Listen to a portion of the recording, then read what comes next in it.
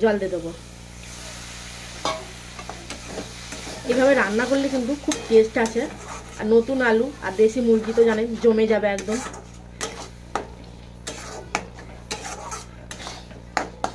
দেখুন মশলাটা আমার কষানো হয়ে গেছে। এবার আমি মাংসগুলো দিয়ে দেবো, দেশি মুরগিগুলো দিয়ে দেবো। দেখুন আজকে আমি দেশি মুরগি রান্না করছি। এভাবে দেশি মুরগি দিয়ে আবার একই নিয়মে আমি কষে নেব। আপনারা সবাই কেমন আছেন? ভালো আছেন? আজকের একটা রেসিপি নিয়ে চলে এসেছি। দেখুন মোরগ দিয়ে আলু, মোরগ মানে দেশি মুরগি দিয়ে নতুন আলু দিয়ে আমি রেসিপিটা বানাবো। দেখুন নতুন আলু দিয়ে আমি রেসিপি করব দেশি মুরগি দিয়ে। দেখুন দেশি মুরগিটা কেটে এনেছে বাজার থেকে কেটে এনেছে আপনার দাদা দিয়ে। দেশি মুরগি দিয়ে আমি আলু দিয়ে রেসিপিটা বানাবো। কিভাবে বানাই আপনারা প্রথম থেকে শেষ পর্যন্ত দেখতে থাকুন। যদি ভালো লেগে থাকে তো একটা লাইক করবেন, কমেন্ট করবেন, শেয়ার করবেন। আর ফেসবুক পেজ থেকে দেখলেন অবশ্যই ফেসবুক পেজটাকে ফলো করে দেবেন। চলুন আমি কিভাবে বানাই তাহলে আপনারা প্রথম থেকে শেষ পর্যন্ত দেখতে থাকুন। দেখুন বন্ধুরা কড়াইটা আমার গরম হয়ে গেছে। আমি তেলটা দিয়ে দেবো। তেলটা দিয়ে দিলাম। তেলটা আমি গরম করে নেব। চলুন তেলটা গরম হোক। তেলটা আমার গরম হয়ে গেছে। আমি আলুগুলো ভেজে নেব।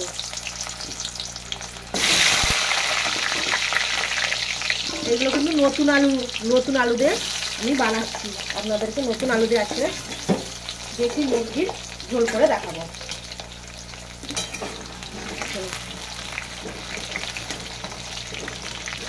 আলুটা একদম লালচে করে ভেজে নেবো। আলুগুলো কেমন লালচে করে ভাজা হয়ে গেছে। দেখুন বাদামি হয়ে একদম আলুগুলো আমি এবার তুলে নেবো। আলুগুলোকে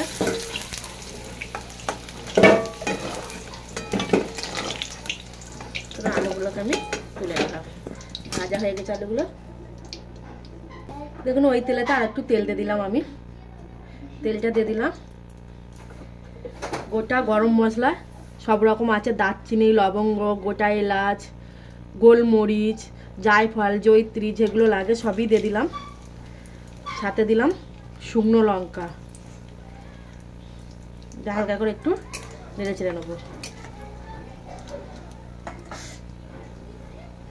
এগুলো এগুলো হালকা ভাজা হয়ে গেছে। আমি পেঁয়াজ কুচিগুলো দিয়ে দেবো।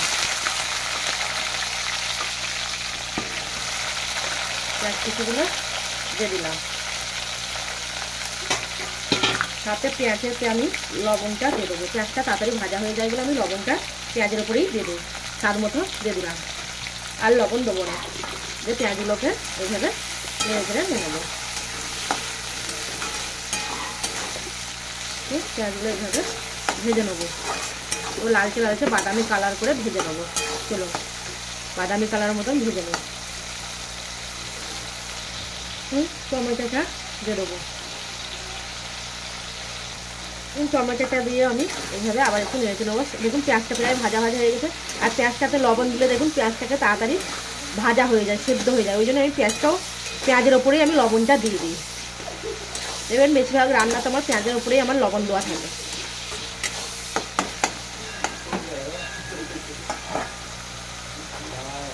দেখুন পেঁয়াজ মশলাটা আমার পুরো একদম ভাজা হয়ে গেছে। আমি এবার আদা রসুনটা শিলিতে বেটে রেখেছিলাম। দেখুন আদা রসুনটা বাড়িটা আমি দিয়ে দিলাম। বাড়িটা দিয়ে সামান্য জল দিয়ে দেবো। এবার মশলাটাকে একইভাবে কষে নেব।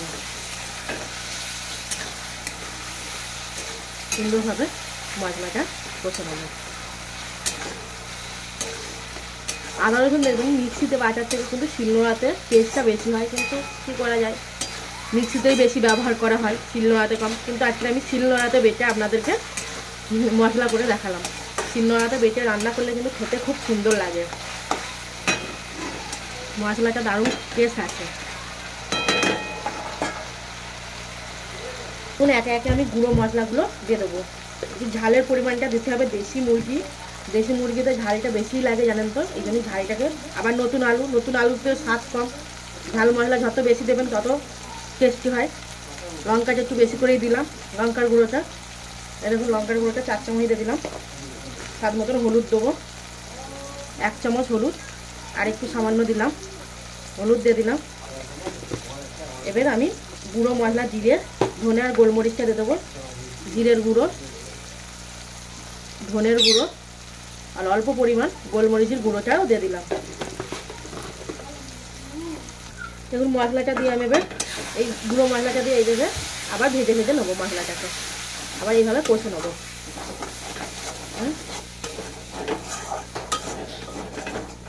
কড়াইতে ধরে যাওয়ার জন্য একটু সামান্য আমি জল দিয়ে দেবো। এইভাবে রান্না করলে কিন্তু খুব টেস্ট আছে। আর নতুন আলু আর দেশি মুরগি তো জানেন জমে যাবে একদম।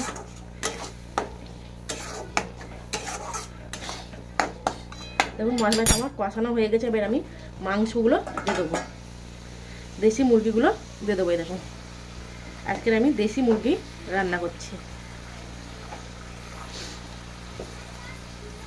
এভাবে দেশি মুরগি দিয়ে আবার একই নিয়মে আমি কষে নেব।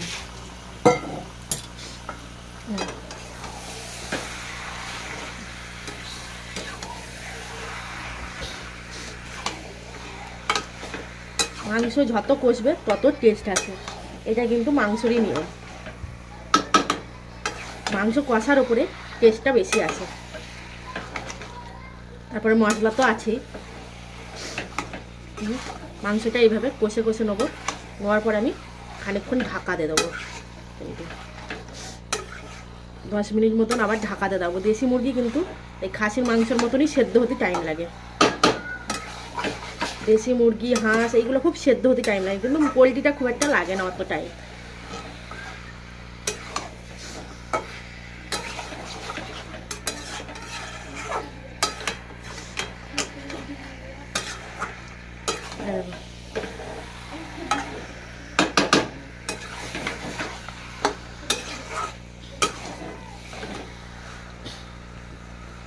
কষানো আমার হয়ে গেছে।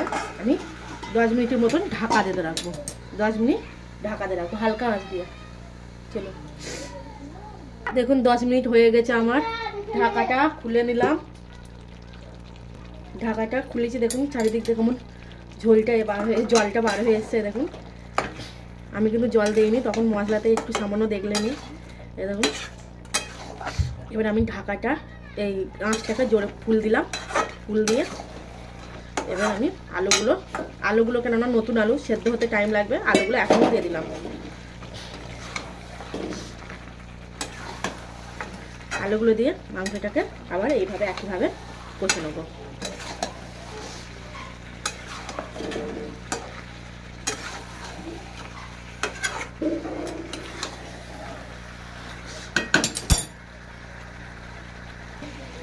আমার কষানোটা দেখুন হয়ে গেছে।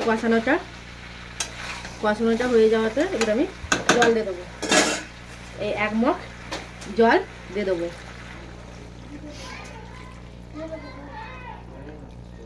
এক মগ জল দিয়ে দিলাম, কারণ দেশি মুরগির জন্য দেশি মুরগ বলে আমাকে জলটাকে বেশি করেই দিতে হলো। বেশি করে জল দিতে হলো এই আলুটা আর মুরগিটা, দেশি মুরগিটা সেদ্ধ হওয়ার জন্য। মাংসটা সেদ্ধ হওয়ার জন্য আমি জলটা বেশি করে দিয়ে দিলাম। আবার 20 মিনিট ঢাকাতে রেখে দেবো। 20 মিনিট পরে আমি ঢাকাটা খুলবো। চলো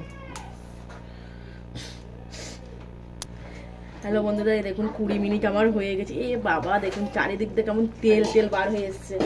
দেখছেন এবার কেমন টকবক করে ফুটছে, আর তেলটা দেখুন চারিদিক দিয়ে কেমন বার হয়ে এসছে। আমি আঁচটা এবার একটু ফুল দিয়ে দিলাম। এই দেখুন আর একটু নেড়ে ছেড়ে দিই। দেখুন এই মাংসটা অনেকক্ষণই লাগে টাইম হতে। আর একটু ঝোলটা ফুটবে। আরও 5 মিনিট আমি এবার ফুল আঁচে ঢাকা দেবো। 5 মিনিট। চলো 5 মিনিট পরে ঢাকাটা খুলবো। 5 মিনিট হয়ে গেলে ঢাকা দেবো, খুলবো। চলো দেখুন ঢাকাটা খুলছি। আমার হয়ে গেছে তরকারিটা, ঝোলটা আমার হয়ে গেছে। আলু, দেশি মুরগির ঝোল নতুন আলু দিয়ে। দেখুন কেমন হয়েছে বলবেন কিন্তু কমেন্ট করে। অবশ্যই লাইক কমেন্ট চাই কিন্তু আপনাদের কাছে। ভালো লাগলে একটা শেয়ার করে দেবেন। চলুন ওপর থেকে একটু গরম মশলাটা আমি দিয়ে দিই। গরম মশলা দিলেই আমার রেডি।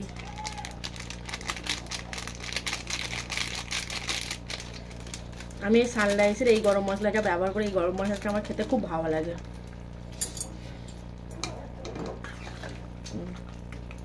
গরম মশলা দেওয়ার পরে সেন্টটা চলে এলো, ব্যাস। এবার আলুটাও সেদ্ধ হয়ে গেছে, এই দেখুন আলুটা কেমন সেদ্ধ হয়ে গেছে। আমার রেডি। গ্যাসটা আমি অফ করে দিলাম। চলো, দেখুন মাংসটা আমার রেডি হয়ে গেছে। আপনারা কিন্তু কমেন্টে বলবেন কেমন হয়েছে, অবশ্যই একটা লাইক দেবেন, কিন্তু ফেসবুক থেকে শেয়ার করবেন কিন্তু। এই দেখুন, এবং আলু দিয়ে দেশি মুরগির ঝোল কেমন লাগছে আপনাদেরকে কিন্তু অবশ্যই অবশ্যই কমেন্টে চাই। শেয়ার করবেন, ফলো করবেন। ফেসবুক থেকে দেখলেন ফেসবুক পেজটাকে ফলো করবেন, ইউটিউব থেকে দেখলে ইউটিউবটাকে সাবস্ক্রাইব করবেন। যদি ভালো লেগে থাকে একটা লাইক করবেন। ভালো থাকবেন, সুস্থ থাকবেন। এখানেই ভিডিওটা শেষ করছি। আবার একটা নতুন ভিডিও নিয়ে আপনাদের সামনে চলে আসবো। চলুন রাখছি তাহলে এখানে এই ভিডিওটা। আবার একটা নতুন ভিডিও নিয়ে চলে আসবো আপনাদের সামনে।